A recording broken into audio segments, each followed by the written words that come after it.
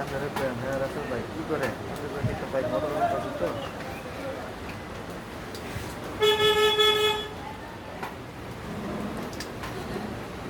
সালাম আলাইকুম, রাসেল ভাই কি করেন? এই তো মোটরটা বানতেছি। আপনি কি কি মোটর বাঁধেন? সকল প্রকারের মোটরই বাঁধেন? সকল প্রকার ইন্ডাস্ট্রিয়াল অটো গাড়ি কি সাদার বাঁধেন? সব অটোর মোটরও বাঁধেন?